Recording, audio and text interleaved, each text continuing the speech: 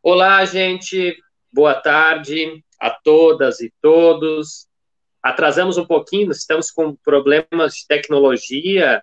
Um dos nossos debatedores ainda está tentando conseguir entrar, o professor Egídio Fagundes, mas está conosco o professor Gabriel Bandeira, que é professor de filosofia do núcleo de EJA, lá, Paulo Freire, enfim, atua na educação de jovens adultos há algum tempo, e né, até fazer aqui uma análise, nossa, um pequeno apontamento.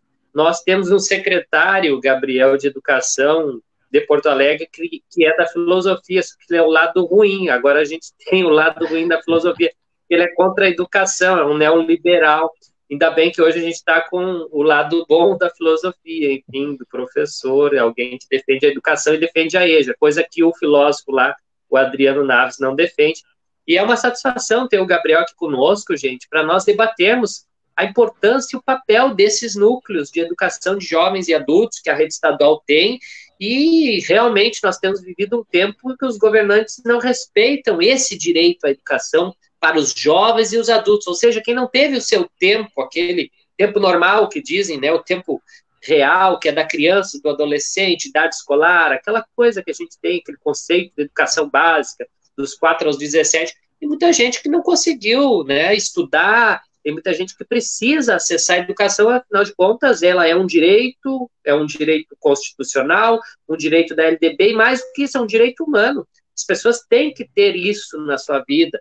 A educação formal, essa que a gente faz como professores na escola, esse conceito que a gente tem, e a EJA, ela é muito peculiar. Só que, por ela ser peculiar e por ela muitas vezes ficar invisível para os governos, ela não trazer tanto assim votos, tanto merchandising, tanta marketagem, né? Essa coisa do marketing político. Que o marketing político eles gostam muito de fazer é pegar a criança no colo, olha, eu estou levando a criança da mãe na creche, e vai de mão dada com as crianças, e se esquecem desse grupo expressivo de jovens e adultos que precisam de uma educação de qualidade, precisam que o Estado abra, né, turmas, abra espaço para eles estudarem de manhã, de tarde, de noite. Então, nós temos muita dificuldade de um Estado presente. Eu lembro que eu já fui professor da rede estadual e tinha uma dificuldade de merenda. Quem fazia a merenda, muitas vezes, eram os professores para garantir uma refeição para o trabalhador da EJA, que o dia inteiro trabalhava e aí de noite vinha estudar, fazer um esforço, né, deixava seu filho, sua filha em casa e vinha para a escola sem uma alimentação, e os professores tinham que fazer porque sempre o recurso da alimentação foi pequeno. Enfim, são alguns apontamentos, e quero dizer que o professor Egídio também vai debater conosco, logo ele chega, esperamos estar resolvendo um problema de tecnologia, que ele também é professor lá do Núcleo do Menino Deus e da EJA do Dolores Caldas, que é uma escola que fica na Restinga, uma escola municipal. E o professor Egídio é formado em História. E, como eu disse, o Gabriel Bandeira trabalha filosofia. E eu queria ouvir um pouco, né? Nós queremos ouvir o Gabriel. Conta para nós um pouco, professor, essa história dos núcleos, a importância deles, como é que é o teu trabalho lá, porque a sociedade ela precisa entender a importância de várias modalidades de educação. Não são só aquelas tradicionais, mas essas outras que buscam abraçar, enfim, todo cidadão que tem, paga impostos, tem direito à educação de qualidade. Como é que está a situação no Estado? Como é que vocês estão? Bem-vindo, Gabriel. Muito obrigado, Jonas, pela recepção. Boa tarde a todas e todos, então, que estão assistindo. Seguinte, né, assim, quando a gente faz a faculdade para ser professor, né, a gente primeiramente acredita muito na educação, né, e quando a gente faz as nossas disciplinas na faculdade, a gente vai ver as modalidades de ensino e tudo mais, e a EJA é uma dessas modalidades. Quando eu passei no concurso público, lá de 2012, né, fizeram um mutirão, né, primeiramente, para os melhores colocados irem escolhendo as escolas da sua preferência, né, para trabalhar. Eu, como escolhi fazer filosofia, sou formado em filosofia, eu sabia que eu ia ter que pegar várias escolas para fechar minha carga horária, né? Embora ela não fosse muito grande, 20 horas, mas eu teria que pegar mais escolas, né? Porque as horas-aula de filosofia em uma escola acaba sendo pequena. E quando eu me sentei na frente, então, da pessoa que estava fazendo comigo já, né, então, a seleção de escolas para trabalhar. Eu já tinha selecionado algumas escolas que não eram tão longe assim do lugar onde eu morava, até o momento que ela chegou assim e viu assim, não, mas espera aí, tem 20 horas de filosofia em uma escola só. Eu disse, opa, espera aí, né? Eu não conhecia a escola, né? Mas eu já sabia, e todo professor sabe disso, o quão facilita o teu trabalho tu ficar em uma escola, ou pelo menos, no máximo, sim, em duas escolas, para conseguir trabalhar, né? No questão de deslocamento mesmo, para conseguir fechar horário. É uma loucura mesmo trabalhar em várias escolas. E aí, quando surgiu, então, essa oportunidade de trabalhar em uma escola, né, eu olhei assim, olha, eu gostaria, então, né, de ficar com essa vaga. E a pessoa falou assim, mas é Neja, tem algum problema para ti? Eu disse assim, olha, eu não sou habilitado para dar aula em Neja, né? Não conhecia, né, até então. Eu falei, não, se tu é professor de filosofia, tu é habilitado a dar aula em qualquer escola, né, aula de filosofia em qualquer escola aqui da nossa rede. Eu disse, então eu gostaria de ficar com essa escola, porque daí eu consigo fazer minha carga horária em uma única escola. E aí ela fez lá todo o procedimento e disse assim, segunda-feira se apresenta na escola já que começa o teu trabalho. Isso era uma quinta-feira, se não me engano. Agora o dia exatamente eu não vou lembrar, mas era de uma semana para outra. Né? Já se apresenta que já iniciou o trabalho.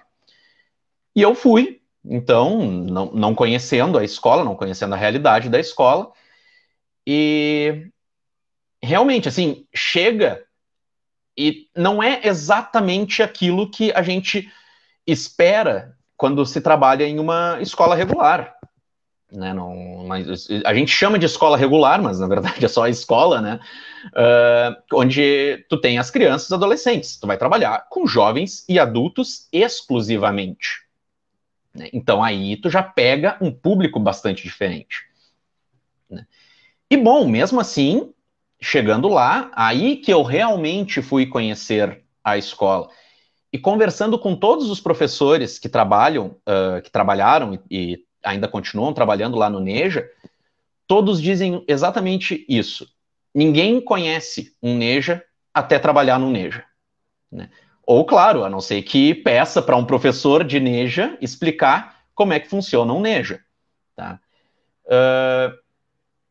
É uma realidade muito diferente. A gente atende manhã, tarde e noite, de segunda a sexta-feira, só, como eu falei, jovens e adultos. Né? A quarta-feira à tarde a gente tem o nosso horário de reunião, então é o único horário que a gente não atende o público, mas o resto, né, a escola, então, fica aberta para receber os seus alunos. E tem uma grande diferença dos NEJAs para um EJA regular, porque no NEJA, o aluno que faz o seu próprio horário. Tá? Em que sentido?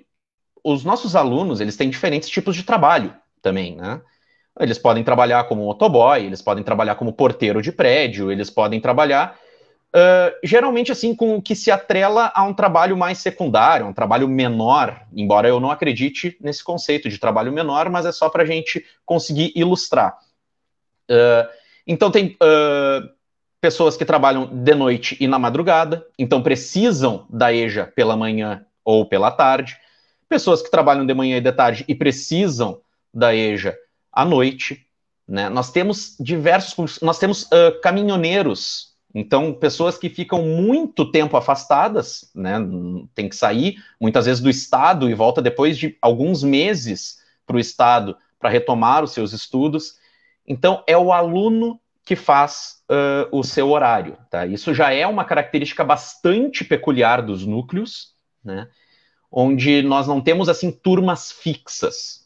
Né? Nós temos alunos que chegam e assistem às nossas aulas e podem, logo em seguida, já realizar uma prova.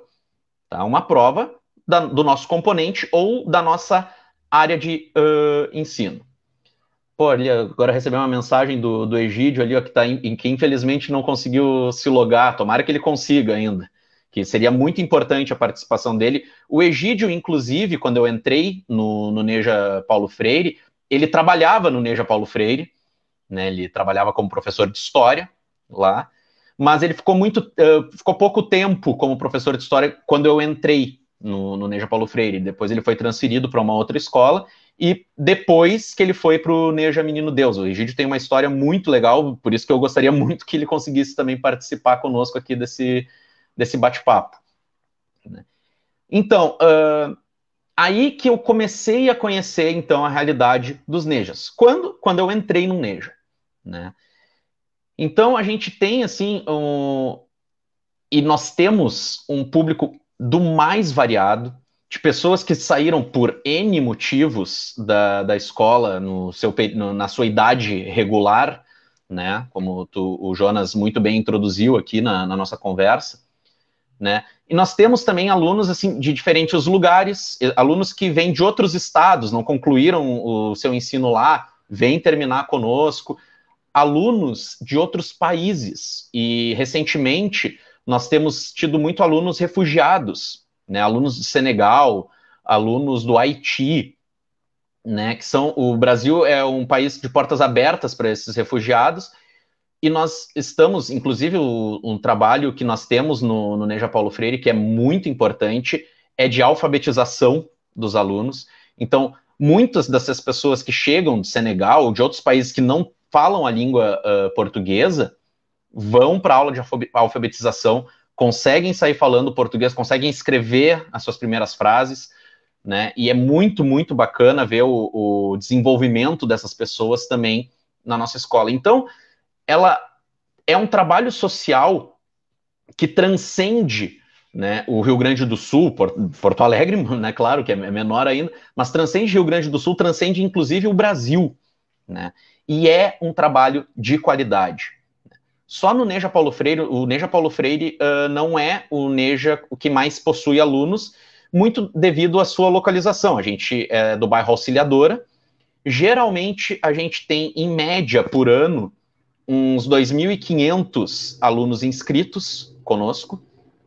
Tá? Não são todos que conseguem a sua formação naquele ano, né? Porque realmente muitos voltam ainda com a aprendizagem muito defasada, né?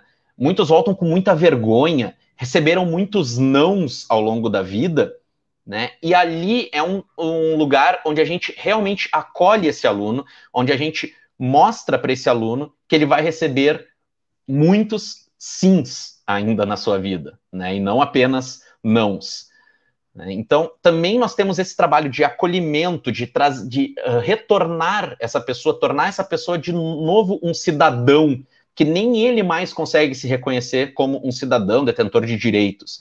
Por mais que ele trabalhe, por mais que também ele pague impostos, e ele exija também que os seus impostos sejam bem aplicados, mas em alguns momentos ele não se sente um cidadão completo, né? E também, então, o nosso trabalho, enquanto escola, é mostrar a importância desse cidadão para a nossa sociedade. Todos nós somos importantes, né? Não é porque nós temos uma escolaridade um pouco maior que nós somos mais importantes do que outras pessoas. Não é isso.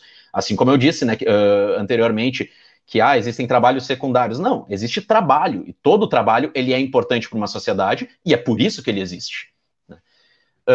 Então, assim, quando a gente faz esse resgate do nosso aluno, olha, é algo assim grandioso, porque muitas vezes o aluno chega lá, ele não sabe interpretar um texto, ou se lê, ele lê com extrema dificuldade, não consegue escrever, às vezes assim, a gente pede para ele escrever uma linha de pensamento dele, ele não consegue porque ele sente muita vergonha, mas às vezes ele sai de lá, assim, e claro, como ele que faz o seu tempo de estudo, muitas vezes existem alunos que passam anos nos Nejas e existem alunos que passam algumas semanas apenas no Neja, né?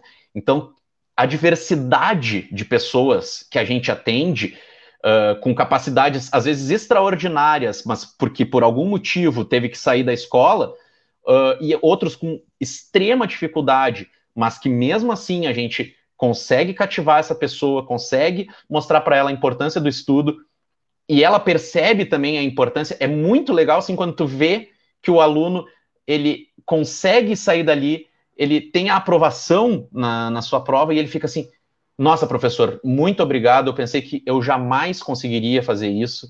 E a gente sempre tem também, então, apoio além do pedagógico, né, além do simples conteúdo, né, eu falo simples conteúdo porque ensinar um conteúdo é o que a gente aprendeu a fazer, mas a gente muitas vezes não espera que o aluno, e aí não é apenas no Neja, mas chegue com fome, chegue com o pai bateu na mãe em casa. Essas realidades a gente meio que não aprende a lidar na faculdade. A gente sabe que existe, mas parece que a gente não...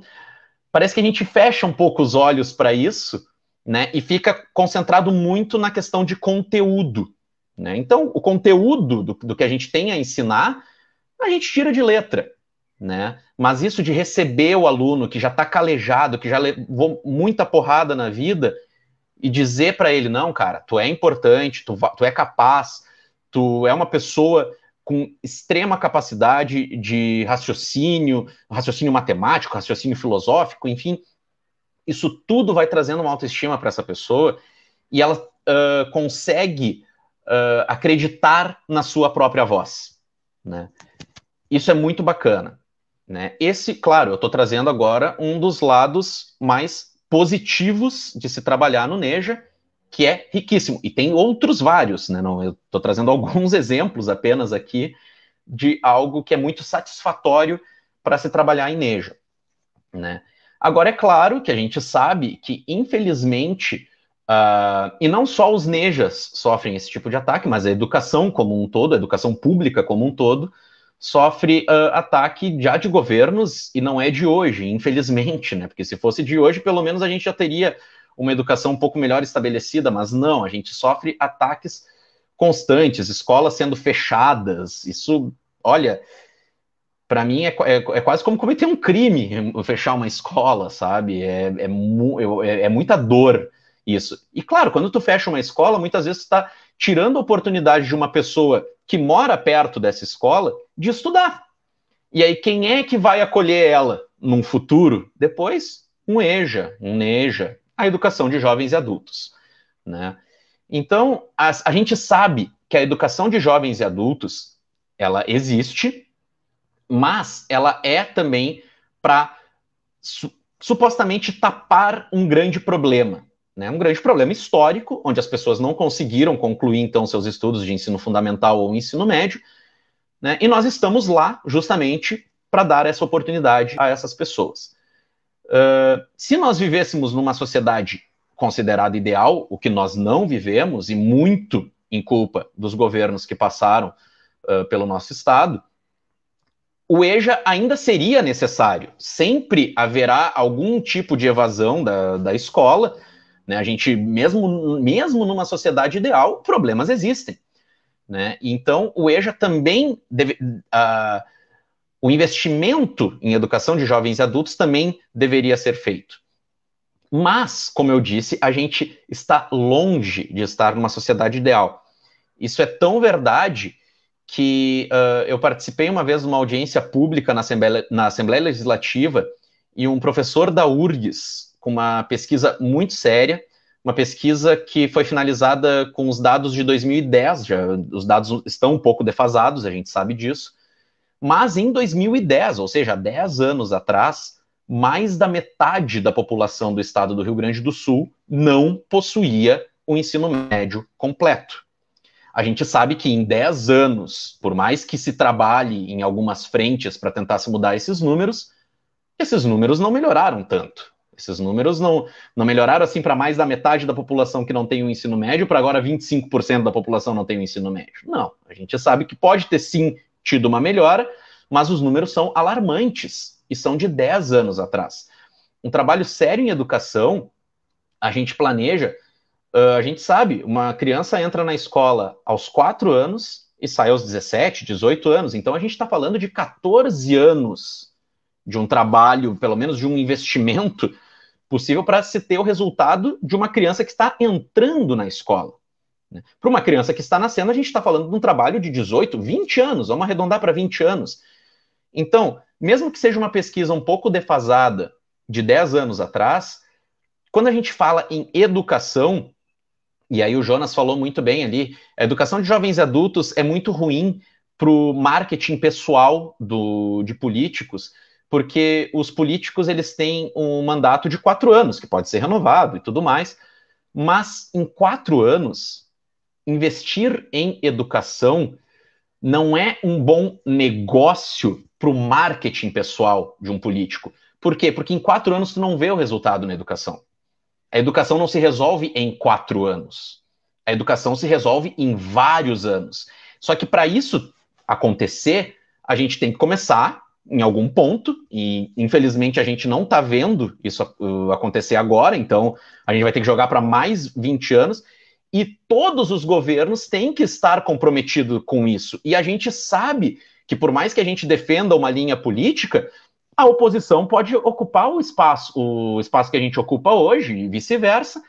Então, a gente tem que ter um trabalho sério em educação, onde a oposição também acredite que vale a pena investir em educação, e eu, sinceramente, acho que, sim, o que a gente tem que realmente cobrar dos nossos políticos mesmo é o investimento em educação.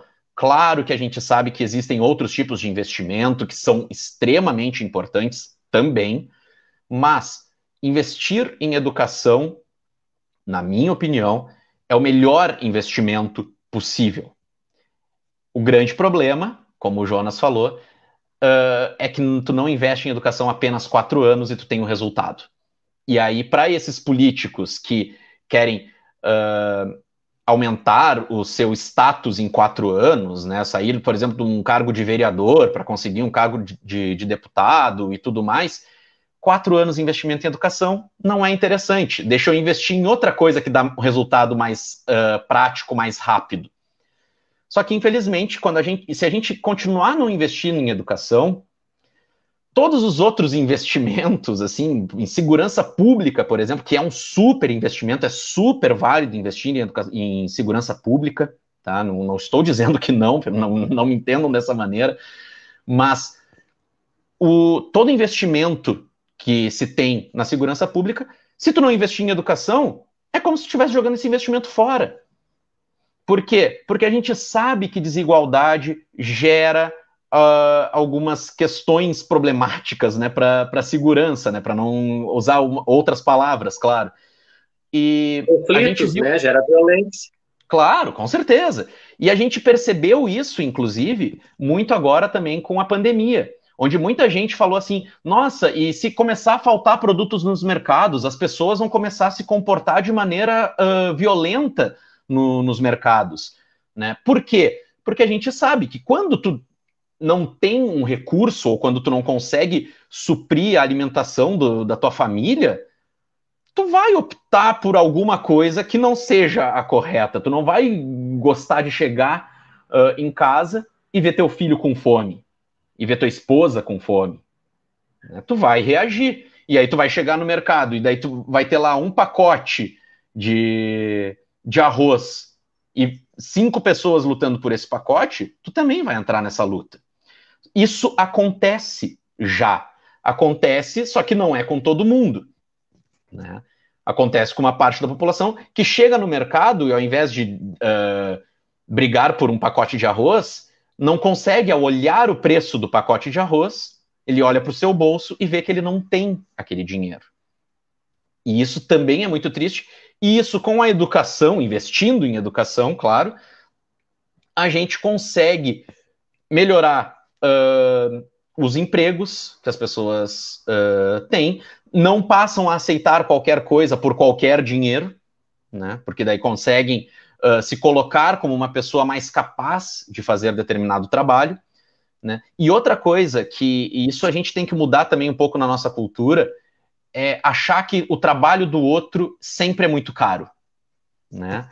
Quando a gente olha para o nosso trabalho, a gente sempre valoriza o nosso trabalho. Mas aí quando a gente olha assim, mas eu tenho que pintar minha casa, mas eu não quero pintar, eu vou contratar um pintor, né, para minha casa. E aí ele dá o preço dele, eu digo, mas tudo isso para pintar uma casa, qualquer coisa eu pinto, né? Assim, como se fosse qualquer coisa pintar uma casa. Né? A gente não valoriza muito o trabalho do outro. E isso também é uma coisa que a gente muda com educação. Né? A educação faz a gente valorizar todos os trabalhos também. Né? Ela não é um mero trampolim pessoal né, de carreira, né? Ela faz tu entender o mundo melhor, faz tu enxergar um mundo mais conectado, né? Trabalho de pintor, ele existe. Por que ele existe? Porque, por exemplo, eu não tenho saco para ficar pintando a minha casa, então outra pessoa se especializou nisso, tem o conhecimento, gosta de fazer isso, ela tem que saber o valor do trabalho dela. Não sou eu que tenho que dar o valor para o trabalho dela, né? E isso a gente também muda com a educação. Bom, claro, agora eu falei um pouquinho assim da educação meio que como um geral, mas é que o investimento na educação, inclusive, diminuiria o número de pessoas que estão hoje em dia na educação de jovens e adultos. Só que o que está acontecendo? Está acontecendo exatamente o contrário. A gente tem cada vez mais procura pela educação de jovens e adultos pelo não investimento na educação da educação infantil, ensino fundamental, ensino médio, né, dos 4 aos 17 anos da vida da pessoa. Então, a gente tem tido uma procura cada vez maior, né? E só como um exemplo, tá? Nos NEJAs de Porto Alegre, nós somos 5. Tá? É o NEJA Vicente Scherer, Darcy Vargas, Darcy Ribeiro, Paulo Freire e Menino Deus. Tá? Só nesses 5 núcleos, nós atendemos, em média, por ano, 15 mil pessoas. Isso não é pouco. Isso não é pouco mesmo. Tá? A gente não consegue certificar essas 15 mil pessoas. Não teria como. Tá? Mesmo que a gente tivesse toda a melhor estrutura, com e os alunos sempre conseguissem estudar da maneira correta, mesmo assim, entrou 15 mil num ano, não vai sair 15 mil certificados naquele ano. E mesmo assim, o número de certificação do Neja Paulo Freire, que aí é o número que eu tenho, é geralmente entre 600 certificações ao ano. Eu disse que nós inscrevemos 2.500 pessoas e certificamos 600. Que outra escola, que outra instituição, tirando Nejas, claro, certifica 600 pessoas ao ano? Tá? Não tem. Não tem. A gente pode pegar a maior escola do Brasil e não certifica 600 pessoas. Então, por mais que 600 para 2.500 ainda seja um número, né, bastante diferente, bastante distante, nosso trabalho é muito bem feito. A gente, claro que pode melhorar, sempre pode se melhorar todos os trabalhos, mas a gente tem um grande número de certificações. São 600 pessoas que, pelo menos naquele ano, passaram pela nossa escola e puderam entregar um certificado onde conseguiram manter o seu emprego, conseguiram melhorar o de trabalho, conseguiram pelo menos melhorar a autoestima, de chegar em casa e dizer, agora eu tenho o meu ensino médio completo, sabe? Isso é realmente, assim, não tem valor uma coisa dessas, assim, é inestimável, assim. Mas, infelizmente, os números, né, de 600 pessoas, então a gente poderia dizer assim, então agora são 600 pessoas a menos que a educação de jovens e adultos vai ter que atender no próximo ano. Infelizmente, o número está aumentando. Né? A gente consegue certificar 600 e no ano que vem vai ter mais 2.500 pessoas para a gente atender e mais 600 certificados e no ano que vem vai chegar mais 2.500 pessoas. É muito complicado. Então a gente tem que bater na tecla que é muito, muito, muito importante. Por favor, políticos, invistam em educação pública para todos. Isso é só um legal breve te ouvir, resumo, Gabriel. Né? Legal te ouvir, Gabriel. E agora eu quero ler alguns comentários aqui que as pessoas foram colocando enquanto tu falavas. Claro. Que são importantes, assim, vários professores aqui, né? A Rosanda Alsassa, a Semiramis, Amanda Cardoso, Carmen Lago, Christian Soares, Cláudia, Débora te dando parabéns aqui também por representar, Adriana, Tomielo também, uma baita lutadora da EJA, enfim, todos os lutadores aqui, estou identificando gente de muita luta, da Escola Oscar Pereira aqui, o Egídio disse que não conseguiu entrar, mas nós vamos fazer um bate-papo, Egídio, depois vamos resolver essas questões tecnológicas, nós vamos fazer um bate-papo aí. Vamos combinar de novo um novo horário. O Silvio Oliveira, baita professor também. Dan Rubim, aqui também conosco. Milton Colombo coloca o seguinte: o governo Eduardo Leite não quer abrir matrículas de EJA e demais modalidades semestrais, quer acabar com as EJAs e NEJAs públicas. Claro, eu te digo, Newton, o governo municipal de Porto Alegre contratou matrículas privadas de EJA, e para fazer isso ele fechou EJAs municipais, fechou 2 no município de Porto Alegre, enxugou turmas. Cada escola que tem EJA perdeu pelo menos 2 turmas, perdeu pelo menos 4, 5 professores, e contratou com dinheiro público matrícula privada, que sabe-se lá que tipo de certificação que se faz, enfim, que tipo de lógica, é uma lógica mercantil, de fato, nós vamos falar um pouquinho sobre isso aqui. O Silvio colocando o seguinte: a última do governo Eduardo foi excluir estudantes de NEJAs da plataforma Google Classroom, e as turmas dos professores. Para manter o vínculo com eles, temos que buscar outras formas de passar as atividades para eles. E na situação do município também, Silvio, não é diferente. No município, até agora, não tinha nenhum movimento governamental, quer dizer, do governo, da sua responsabilidade, da SMED, tudo foi voluntariado dos professores, criando mecanismos com blog, com WhatsApp, com tudo, para tentar fazer a educação, né, funcionar na pandemia. Então, assim, um abandono, há uma negligência, e que por trás, de fato, a gente vê que é uma espécie de ódio à educação. Vamos falar um pouquinho sobre isso. A Ana Regina aqui, a EJA é a oportunidade de reduzir desigualdades e resgatar sonhos, de fato. Paulo Stefano, o governo está extinguindo a EJA nas escolas estaduais, tá mesmo, Gema Belia, lá não vai ter mais, e tinha 4 turmas importantes, todo ano, todo semestre, que agora não vai contar mais. Então a gente vai ver realmente a centralização. Isso é ruim, porque a pessoa muitas vezes precisa da EJA na porta da sua casa. E quero comentar isso, depois leio mais nos comentários, mas queria comentar isso. Qual a importância de descentralizar a EJA? Porque o trabalhador, às vezes, ele pega 2 ônibus para ir ao trabalho de manhã cedo. Aí quando ele volta de tarde, por exemplo, ele pegou mais 2 ônibus. Aí ele vai descer no seu bairro. Se não tiver EJA no seu bairro, ele não vai conseguir fazer. Porque tem ônibus que não tem às 11h30 da noite, 11 horas. Eu morei 4 anos no Lami, e o Lami tem um horário que é 1h20 de intervalo. Imagina, tu vai sair da escola 10 horas, 10h30, tu vai ficar 1h30 na parada esperando o ônibus, não tem condição, não tem corpo que aguente, vai chegar em casa, tomar banho, fazer alimentação, vai dormir 1, 2 da manhã para acordar às 5 de novo. Então, assim, é inviável não ter EJA nos bairros. Tem que abrir mais EJAs. Eu acho que os núcleos têm que serem ampliados, tem que fornecer com que as pessoas tenham esse direito. E o Gabriel traz um elemento muito importante que a gente tem que refletir. Quando a crise econômica aumenta, as pessoas buscam mais a educação para se qualificar, porque a disputa por empregos, ela aumenta. Então, quem tiver mais qualificado consegue um posto. Quem não tiver, não consegue. Um analfabeto vai conseguir um trabalho no Brasil que tem agora mais de 20 milhões de desempregados, que perdeu aí, que está com 80 milhões de pessoas apenas aí trabalhando no formal, no informal.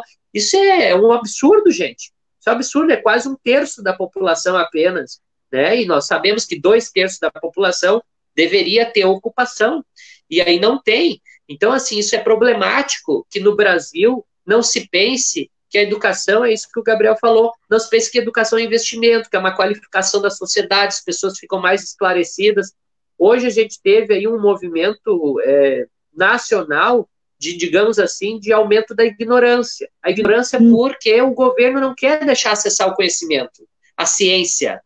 Né? Tu vê as pessoas caminhando sem máscaras nas ruas, por exemplo, daí tu te pergunta, as pessoas estão imunes? Não, é porque as pessoas não acessaram a ciência. As pessoas não sabem o que é um vírus, as pessoas não sabem o que é um vírus atacando o sistema respiratório quando não existe uma vacina ainda, as pessoas não sabem o que é uma vacina, as pessoas não sabem o que é higienização, pegar. Muitas vezes as pessoas não sabem mesmo, porque não teve acesso à educação formal, à importância da EJA para esses adultos, esses jovens trabalhadores que estão ocupados ou não, né, estão trabalhando ou não, terem uma condição de vida, de qualidade de vida. Tu imagina um adulto aí com 40 e poucos anos, diabético, pega Covid, vai ficar debilitado. A gente está vendo que a Covid está criando várias pessoas, né, que ficam com sequelas, sequelas em várias partes do corpo. Isso já tem estudos mostrando. E se a pessoa acessou a escola formal, a educação, ela acaba vendo isso em outros modelos e ela faz raciocínio lógico, né? Opa, peraí, os caras que tiveram tuberculose lá 50 anos atrás ficaram assim, ficou assado, né? Então, talvez agora esse vírus também dê problemas. Então, a educação é importantíssima, é para isso que o Gabriel fala. Não é para ter um certificado, eu tenho fundamental, eu tenho ensino médio, eu tenho ensino superior. Não, é para mudar a vida. Educação é mudar a vida. É tu saber mais sobre o mundo, tu olhar. Agora, ano eleitoral, né, Gabriel? O cara olhar para a urna lá e, bom, que número eu vou digitar? É branco? É nulo? Eu vou deixar alguém escolher por mim? Ou eu vou ler o material, as propostas, vou conhecer esses caras aí que estão dizendo que vão ser deputados, governadores, enfim, prefeitos, vereadores.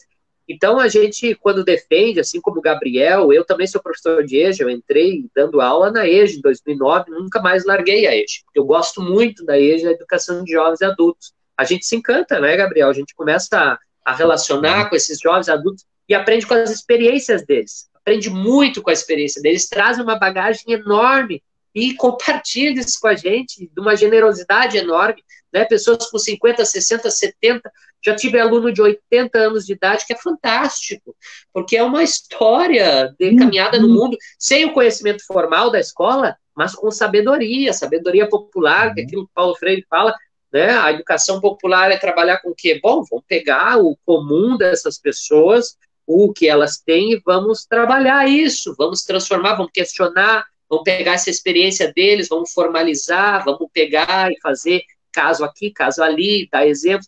Essa é a ideia da EJA, é pegar esse adulto, esse jovem com a sua experiência e dar um up. Não é transformar o sujeito, eu vou mudar o pensamento dele, educação doutrinadora, porque tem isso, né, Gabriel? A gente sofre com isso agora. Nós somos doutrinadores, não tem que ter escola. Fecha as EJAs, fecha ensino médio, fecha tudo, não investe em educação, porque os professores, eles são vermelhos, né? Eu fiz de propósito botar essa camisa vermelha. Eles são vermelhos, eles são doutrinadores, eles são comunistas, eles estão enlouquecidos, querem doutrinar nossas crianças, jovens, adolescentes. Pô, tchê, a gente está lá, que é o caso do Estado, com salário parcelado há 5 anos. Isso é um desrespeito com o magistério. E eles continuam fazendo educação de qualidade. Veja o que o Gabriel colocou. 600 certificações, gente. Se a gente conseguir formar 30 alunos, muitas vezes, aí, em escolas por ano, é muito que se conquista com o baixo investimento que tem. Então, o sucesso dos núcleos, ele é importantíssimo para que esses adultos e jovens, que têm vários tempos diferentes, possam construir conhecimento, possam ter o direito à educação. Então, eu quero passar para o Gabriel, colocar mais elementos, enfim, que a gente deu uma interrupção ali, e depois a gente lê mais alguns comentários e vai para a parte final da nossa live, que para mim está muito boa, estou aprendendo muito aqui com os comentários, com o Gabriel, principalmente. Gabriel. Que bom, Jonas, que bom, fico muito feliz que, podendo compartilhar, a gente também troca essas ideias, assim, e sempre enriquece, né? Eu acho que o diálogo é sempre a melhor maneira da gente construir também o nosso pensamento e tentar melhorar a nossa sociedade, né? Pelo menos de alguma maneira. Tá? Não, gostei muito dos comentários, né? Tu abriu com os comentários, então eu gostaria também de agradecer aos comentários, é muito importante a participação de todos, né? E uma coisa só que o Silvio, se não me engano, que falou das turmas do Classroom, né? O Estado, então, né, com esse período da pandemia, ele teve que transformar as escolas físicas em escolas virtuais, né? A gente sabe que, então, inclusive agora nós estamos tendo um curso segunda, quarta e sexta pelo YouTube, que é oferecido pela Secretaria de Educação de letramento digital, para a gente justamente trabalhar com essas plataformas, né? Quando o NEJA, então, né, quando a nossa escola e todos os NEJAs estavam começando a trabalhar com o Classroom, a gente teve uma grande baixa, realmente, que foi a exclusão das turmas do Classroom, né? A plataforma Google, né, no caso Google for Education, ela foi criada, né, para auxiliar, e o Estado fez uma parceria, então, com essa plataforma, para que a gente pudesse, então, dar as nossas aulas de maneira virtual, de maneira oficial, né? Afinal de contas, a gente pode ter um blog, a gente pode ter um site específico para que os alunos acessem e tenham também acesso ao nosso material e às nossas atividades, mas o Estado, então, ofereceu de maneira oficial, inclusive nos dando uma conta do Google, né, ou seja, institucional, tudo com isso, para a gente trabalhar de forma oficial, né? Então a gente entende pelo menos dessa maneira. E aí, do nada, saem as nossas turmas. As nossas turmas são completamente excluídas do Classroom. Isso todos os NEJAs, né? A gente sabe porque a gente conversa com alguns colegas de outros.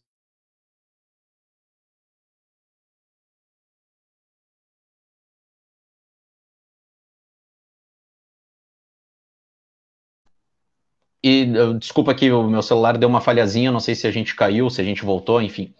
Né? Mas então, a gente tem mantido contato com professores de outros NEJAs também, né, para saber como é que está a situação deles. E a gente descobriu que está a mesma situação do nosso, que as turmas todas foram excluídas do nosso NEJA.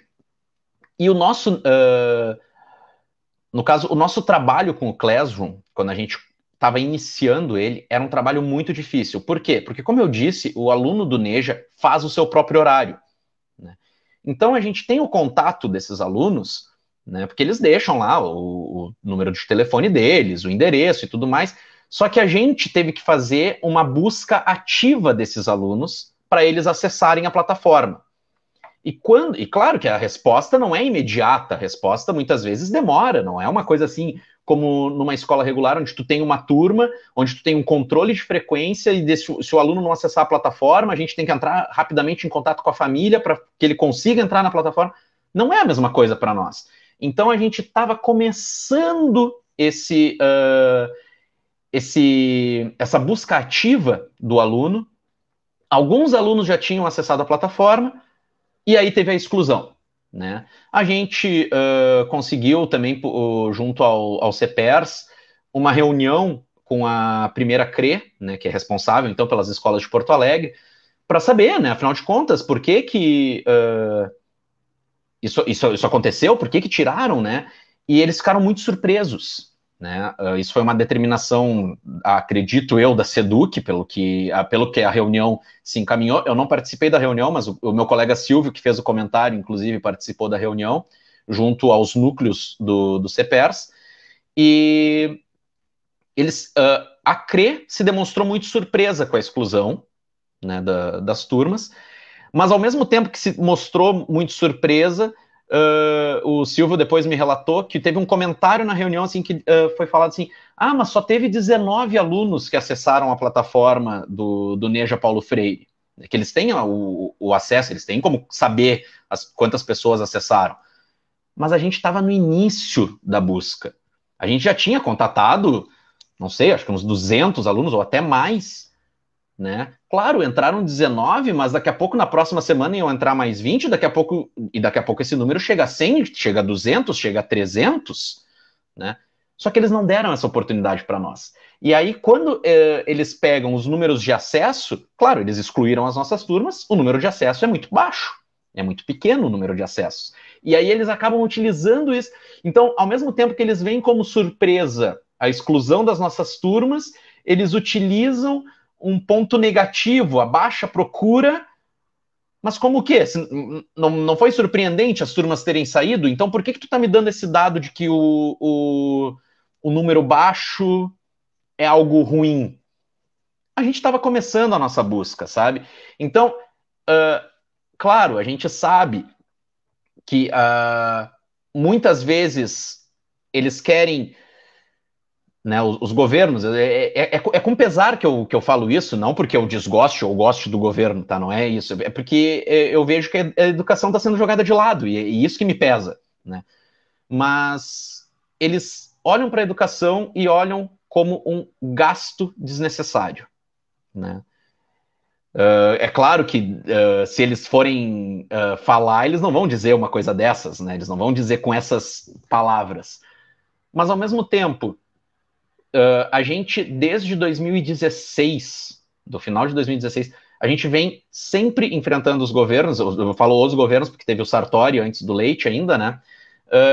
que estava tentando reduzir o número de professores do NEJA, né? Tirar professores assim e trabalhar apenas com um professor por área de conhecimento. Ou seja, eu não sei que fim ia dar, mas digamos que eu fosse o professor, então, da área das ciências humanas do NEJA Paulo Freire, né? Isso era a proposta que eles tinham lá. Eu ia ter que ensinar filosofia, história, geografia e sociologia para os meus alunos. Eu só tenho formação em filosofia, né?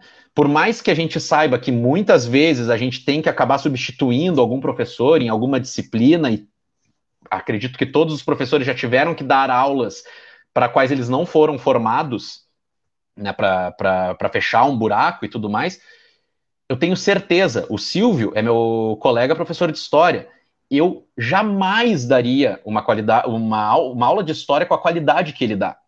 Né? E não é porque eu não sou capaz de dar uma aula de história, não é porque eu tenho desconhecimento de história, não, eu posso ler e posso aprender muito bem uma coisa, mas ele estudou para isso, gente. Jamais eu vou poder dar uma aula melhor do que a dele. Pô, o cara fez curso para isso, o cara estudou, o cara se preparou, o cara faz isso da vida dele, sabe?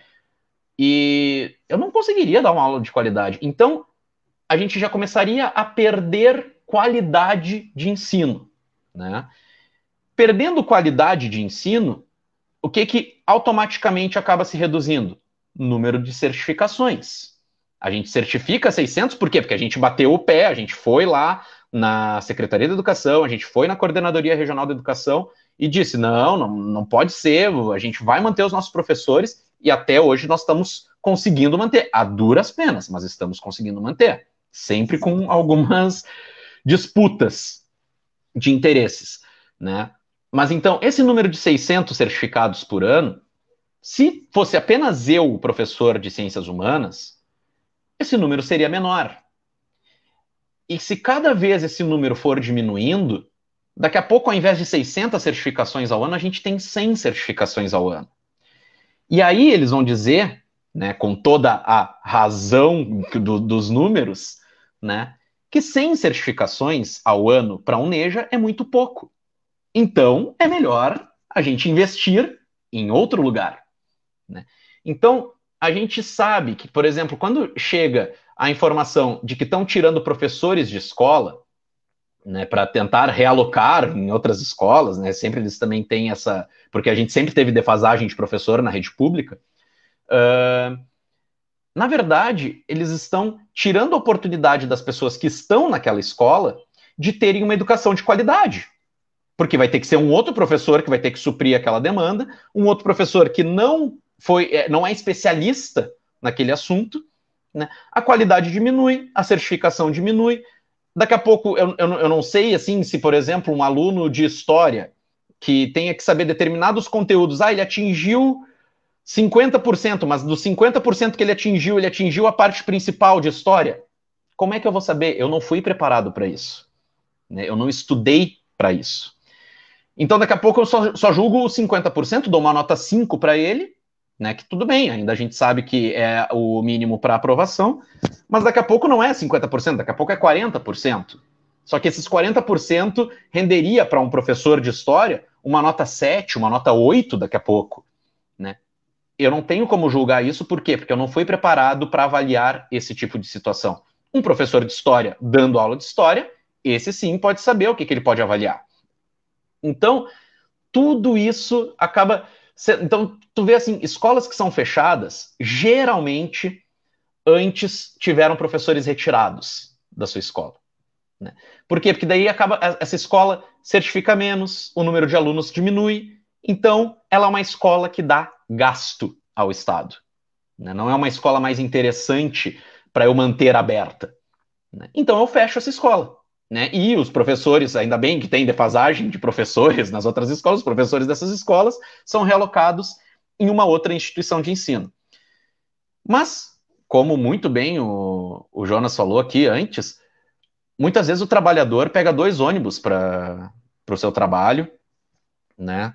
Tem que esperar mais de 1 hora, e a gente sabe que pegar ônibus em Porto Alegre à noite não costuma ser a experiência mais agradável do mundo, né? já não tem tantas pessoas circulando na rua, o que torna também a circulação, de certa maneira, mais perigosa, né, porque tu está mais propício a estando na rua, né, sofrer algum tipo de assalto, furto, enfim, né, quando não coisa pior. E então tu tem tudo isso, e aí tu chega em casa, se não tem a escola do lado pro teu filho, tu não vai mandar o teu filho para a escola, porque as tuas necessidades ali, naquele momento, não é isso. E aí o que acaba isso gerando? Um trabalho precoce, trabalho infantil, né, trabalho com, ou então um trabalho juvenil, né, mesmo, mas o trabalho antes dos 18 anos, o que é um dos motivos do afastamento das pessoas da escola. A pessoa tem que trabalhar para sustentar ajudar a sustentar a sua casa, ou ser o principal sustento da sua casa, o que seria ainda pior, mas, enfim, acho que nos dois casos, né, é muito ruim. E então a gente sabe, isso também faz com que as pessoas evadam da escola, isso também faz com que o número da EJA aumente. Então, o número, nós que trabalhamos com EJA, e o Jonas também falou que sempre trabalhou com EJA, a gente trabalha para os números de possíveis matriculáveis na EJA diminua cada vez mais. Só que, infelizmente, a gente não está vendo isso, a gente está vendo aumentar cada vez mais. Então, sim, ao mesmo tempo que aumenta o número de matriculáveis em EJA, não se aumenta o investimento na EJA. Inclusive, se diminui esse investimento. Então, não se investe na educação regular, não se investe na EJA, não se investe em educação. E isso é, para mim, o que mais pesa. Não é, porque o cara que está lá sentado, eu não gosto muito das ideias, da ideologia dele.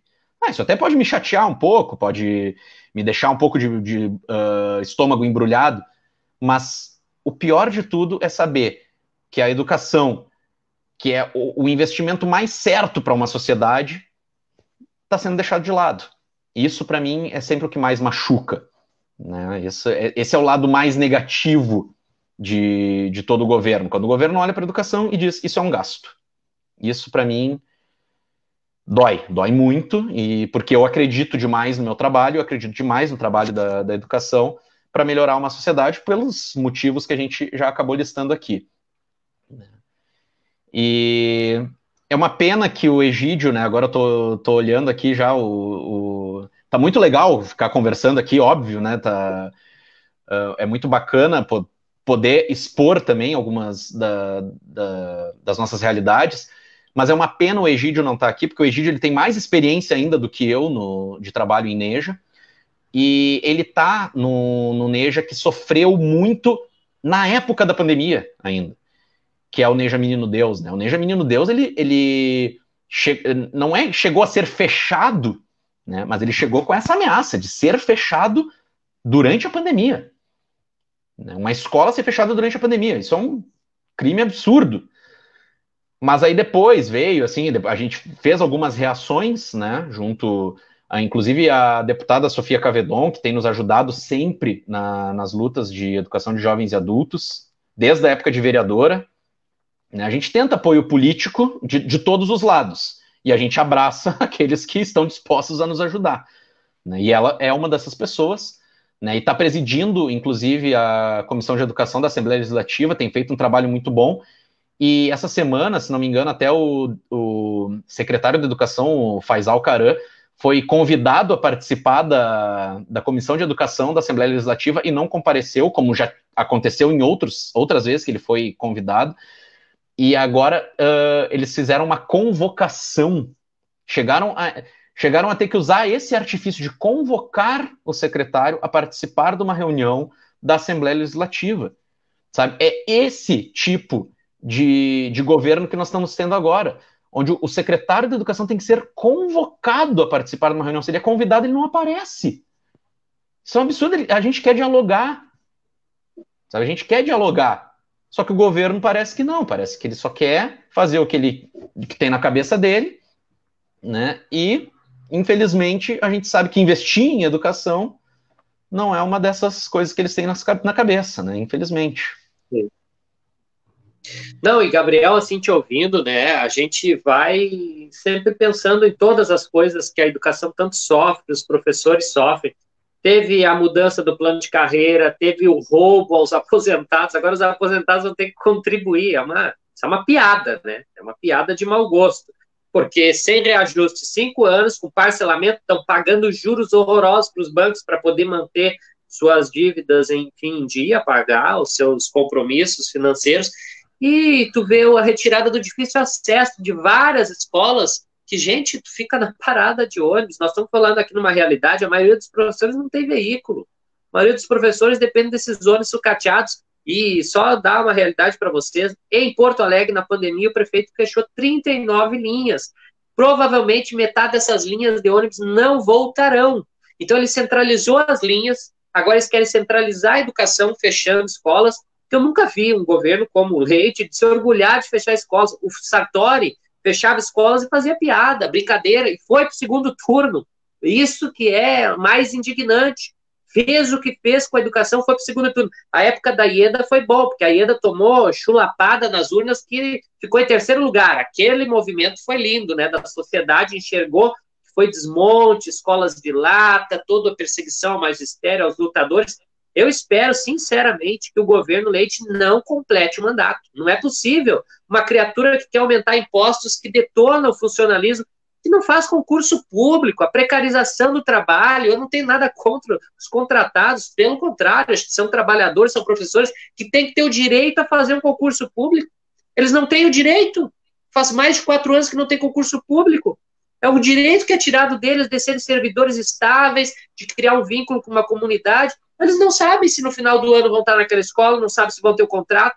A gente sabe, viu já a ameaça no ano passado de fim de contratos, aquela peregrinação das pessoas, né, dentro da Assembleia Legislativa, pedindo socorro para os deputados. Precisa isso. A educação pedir socorro, gente, deveria ser prioridade. Eu acho encantador que, período eleitoral, todo mundo diz assim, educação é prioridade, mais educação para as nossas crianças, para os nossos jovens. Não, eu vou lutar com a comunidade. Aí eles caminham na comunidade, aí eles vão lá, reúnem com os professores. Agora é reunião virtual, né? Vamos reunir o pessoal dos núcleos. Ah, mas de fato vai fazer a luta? Está falando aí, a Sofia eu conheço de longa data, né? Eu trabalho com a Sofia na luta pela educação desde 2012. Eu sei que ela luta pela educação. Essa eu confio.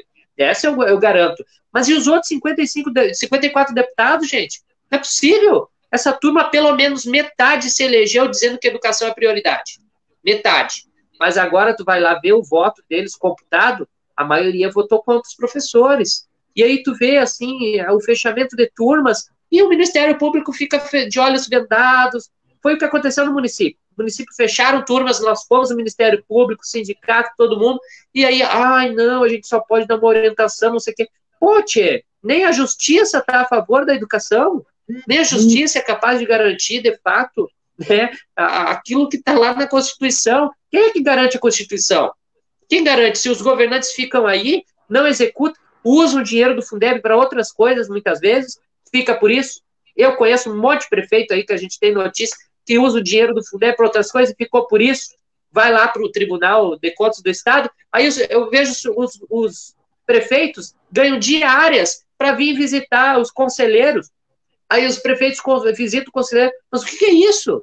Entende? Não tem que visitar, tem que apresentar documento. Aí fica essa coisa assim, né? O judiciário prosa com os políticos prosam com o judiciário. Acontece o que aconteceu agora em Porto Alegre ontem. O prefeito Marquesa ganhou uma liminar que impede o impeachment. Olha só isso. Impede o impeachment. Lá no impeachment da Dilma, eu queria que tivesse impedido, porque não estaria nesse desastre todo. Porque a gente sabe de que foi um golpe, todo o processo, e continua um golpe. E o golpe é pelos poderosos. Vê se o judiciário vai se meter quando começar a vender matrículas no Estado. Eles vão começar a vender matrículas no Estado, né? Porque se eles fecham, vai ter uma demanda, as pessoas vão incomodar, aí eles vão oferecer ao privado como uma salvação. Não, olha só, pega aqui essa apostila, aí tu lê, tu faz, bem faz a prova. É isso que eles estão esperando. O Faisal Caram é um cara que não é da educação, ele é da administração. Então, a gente tem que esperar o pior de um sujeito desse. Primeiro que, quando não escolhe um professor para a Secretaria da Educação, eu já fico com o pé atrás. Que eu acho que a educação tem que ser mais respeitada, mas a partir do seu núcleo de debate, que são os educadores. E tu bota um administrador. A secretária adjunta, ela é esposa de um cara que teve que renunciar ao cargo no município porque tinha contratado a empresa do próprio filho. Então, o filho dela prestava serviço para a secretaria que o pai era o secretário. Vocês vejam isso. Então, assim, ó, eu não espero coisa boa da Ivana Gêmeo na educação. Sinceramente, não tem como esperar. É uma prática provavelmente familiar de usar a política para os interesses individuais não coletivos. Aí finge que ouve, finge que faz, finge que constrói. Não constrói, eles destroem, que é o que vários professores estão falando aqui para nós, né, Gabriel? E antes de passar para ti, para as considerações finais, a Ana Regina diz assim, ó, a destruição da educação é um projeto do atual governo. Evidente, é mais fácil manipular quando falta conhecimento. Esse é o projeto deles, uma legião de ignorantes, que daí eles mandam o WhatsApp. Olha aqui o WhatsApp, o professor com a mamadeira tal, está doutrinando, tu vê, olha aqui o que ele está ensinando, meu Deus, que obsceno. Inventa uma mentira e todo mundo acha que é verdade. Né? Inventa mentira que os professores fazem isso, fazem aquilo lá, e aí ficam aí nessa politicagem barata, que é a escola sem partido, que é amordaçar os professores. Não sabe o que é ser professor na rede pública, não garante os recursos para a educação, votaram, esse bando de deputados federais, votaram pela PEC 95, que agora a gente tem que implorar para ter um material escolar para dar para um aluno que não tem, que é carente, que não tem dinheiro. Que é o que tu falou, as pessoas não têm, enfim, vai no supermercado, não consegue comprar um arroz, imagina que vai comprar um caderno, R$5, R$6, daí vai ficar a semana sem comer o seu quilo de arroz. Então, assim, esses governos todos, e aí é o Marquesan, o partido do leite do Marquesan, eles votaram pela PEC 95. Então, se hoje não tem recursos para a educação, vocês estão tendo que enxugar, é porque é o desejo deles político, para ter menos direitos para a população. Eu acho que, assim, a tua luta, Gabriel, de tantos professores que estão aqui conosco, conversando, é a luta que nós temos que travar. É a luta para garantir o mínimo constitucional para a educação, para a gente garantir, retomar aquela disputa dos royalties do petróleo, tem que vir para a educação. Eu quero que as coisas aconteçam de fato para os brasileiros. Eu tive direito, sabe, a fazer ensino superior, tu teve direito, mais pessoas têm que ter. Essa é a nossa batalha. Que as pessoas cheguem na escola, tem uma escola de qualidade, né? Que o cara tenha fome e tenha um alimento decente. Chegou às 7h30, tem um alimento decente, né? Chegou, não tem um lápis, não tem um caderno, bom, tem aqui, vou te dar, olha aqui, a escola oferece. Chega à escola, não tem luz. No município, o prefeito esquece de pagar a luz de muitas escolas. No município, tem quadra de esporte que chove na cabeça. No estado tem também, a gente sabe disso. Sim. Então, eles precarizam, eles não reformam. As últimas reformas foram feitas há 5 anos no Estado. Que isso, tu ficar 5 anos sem fazer uma reforma numa escola, sem mandar um dinheiro para o plano de reorganização de obras. Então, a educação para eles é só discurso. Infelizmente, tu coloca bem, nós precisamos combater esses neoliberais, combater esse tipo de política. E a gente combate quando a gente dá para as pessoas, seja criança, adolescente, adulto, o direito a conhecer, a se formar, e esse direito, quando atacam a EJA, os núcleos, quando atacam a EJA, é que eles estão atacando as pessoas, porque são as pessoas que precisam. Então, eles atacam quem vota neles. Inclusive, eles fazem estelionato eleitoral. Eles dizem que não vão fazer A, mas fazem A. Eles dizem que, não, eu não vou atacar a educação. Quando vê, eles estão com o pacotão, que foi o Sartori, que foi o Leite. Enfim, não quero me estender muito, quero passar para ti, para as considerações finais, e agradecer o Sebastião, o Silvio, enfim, todos os comentários que vocês colocaram aqui, nós estamos colocando no ar, e nós vamos continuar essa discussão. Essa primeira discussão que nós estamos fazendo dos núcleos, nós vamos voltar a fazer ela com mais peso ainda, porque nós queremos conhecer a realidade. Nós precisamos conhecer a realidade, né, de como está a situação de cada escola, cada núcleo. Nós conseguimos aprender muito com o Gabriel, ele trouxe para nós um panorama importantíssimo, várias reflexões, né, de concepção de educação e de Estado. E isso a gente tem que aprofundar, pessoal. Vamos aproveitar a pandemia para discutir, debater, isso é importantíssimo. Passar para o Gabriel para as considerações finais e já agradecendo ele de antemão por ter despendido seu tempo aqui colaborar conosco nessa construção, porque sempre nessa sala de professores virtual, né, é um diálogo entre várias escolas. Isso é o bom da pandemia, que a gente consegue conversar e construir, né, algo novo, porque o novo vem do debate. Imagina, Jonas, é um prazer estar participando aqui desse debate, né? Eu gosto, conversar, pode me chamar, conversar pode me chamar que eu adoro mesmo, ainda mais sobre educação, né? Então, realmente, gostaria de agradecer o convite. Eu só acho realmente uma pena o Egídio ter tido problemas para acessar, porque acho que a contribuição dele seria riquíssima mesmo. Assim, eu conheço ele, sei que ele fala muito bem, é um cara excepcional. E uma pena, vamos uma pena marcar mesmo. uma com ele agora, nós vamos remarcar. Ótimo, ótimo. Então, e vai ser muito bom, vai ser muito bom. Vamos aprender bastante com ele, com certeza, né? E não, acho que como consideração final, né, deixar meu agradecimento, claro, e dizer também para as pessoas terem uma noção, assim, né, de que agora a gente está escutando muito o retorno das aulas presenciais, né?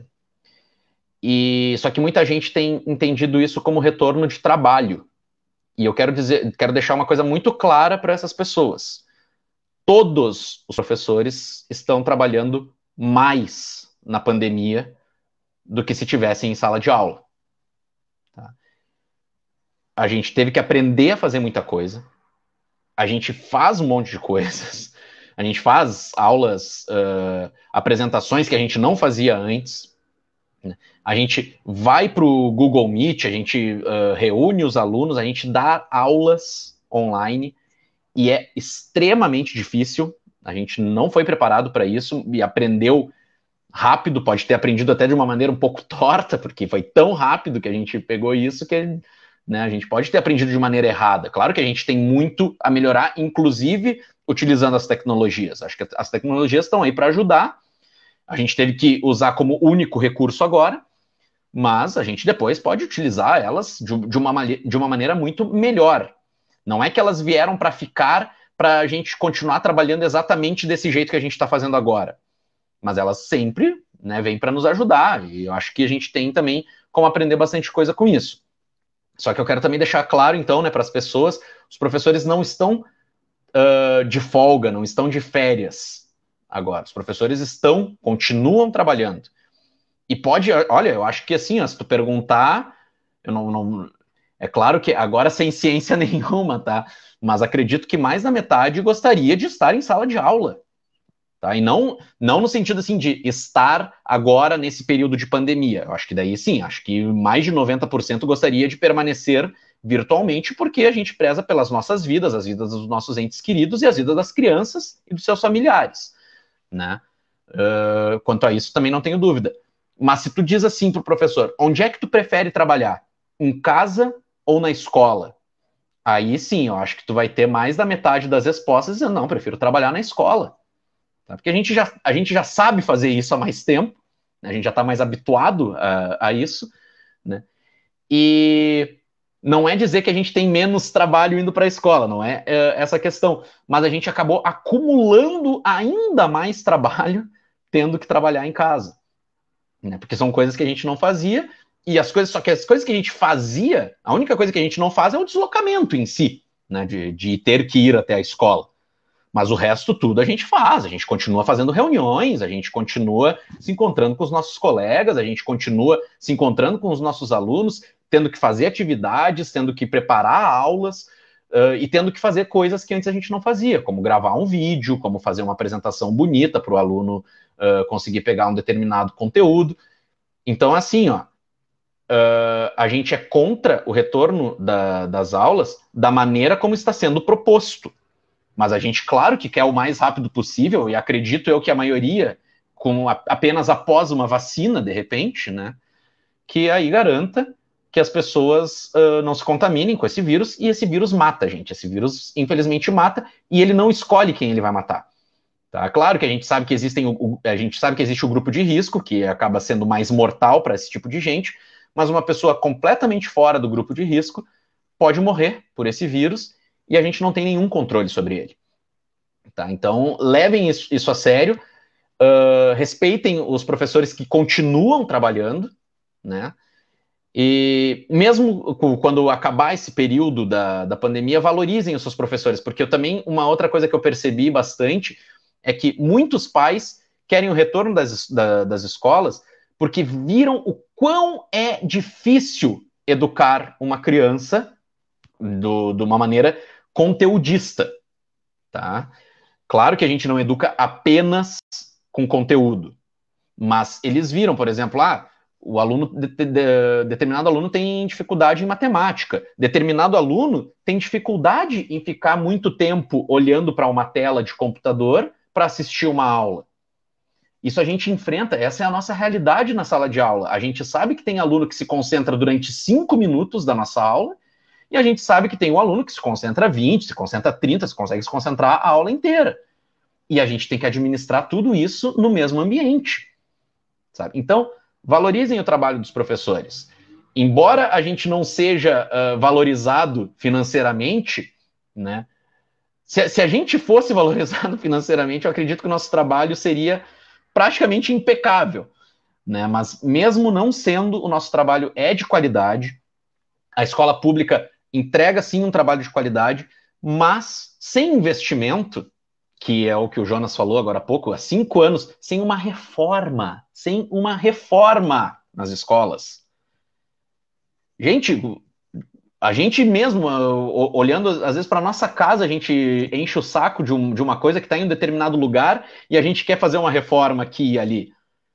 Uma escola é investimento. Tem que se investir na escola e nos profissionais da educação. Se investir, com certeza a nossa sociedade será um lugar melhor. Muito obrigado pelo convite. Tenham todos aí uma boa noite e bola para frente, continuar lutando pela educação.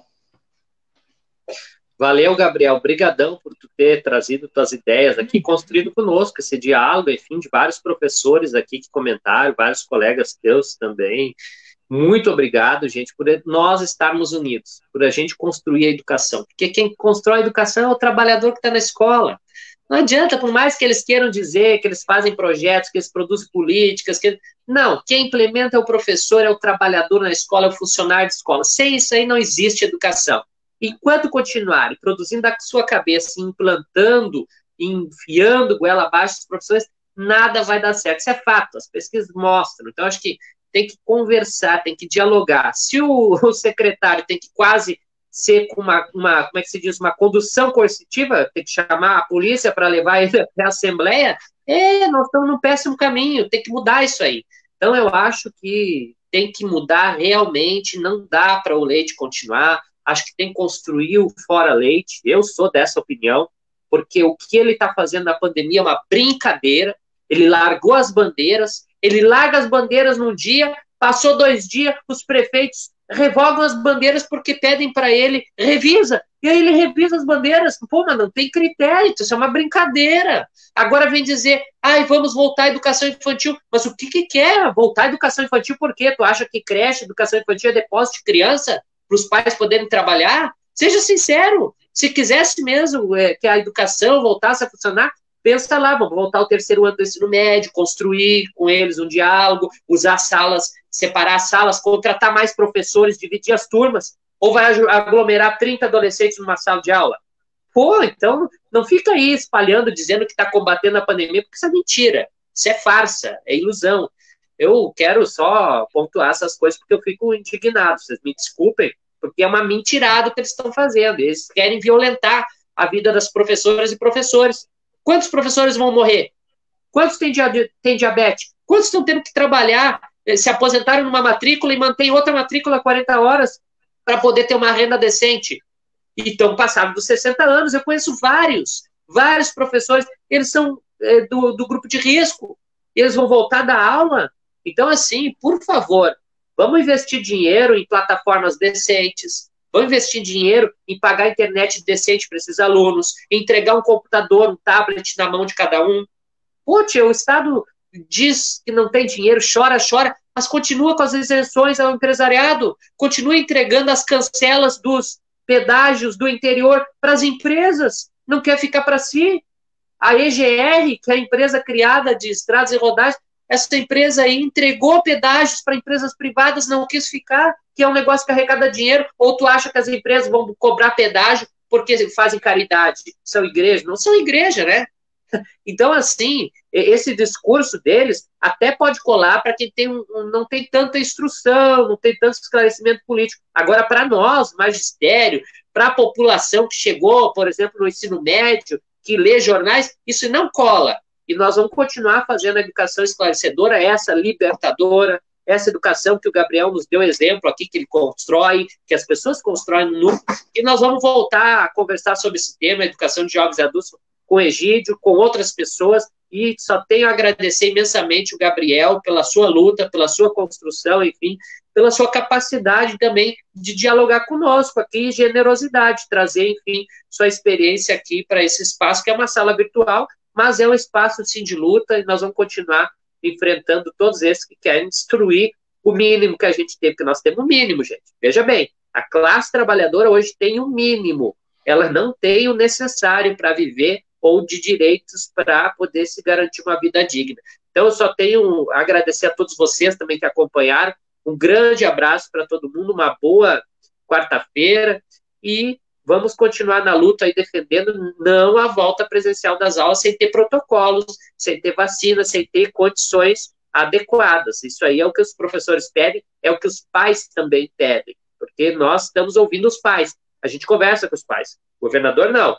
O governador está lá isolado, numa sala com câmeras. E aí é muito fácil dizer que fulano vai começar, Beltrano primeiro, aqui, Cicrano, e ele não vai começar, né? Aliás, faz 2 anos que ele começou coisas ruins.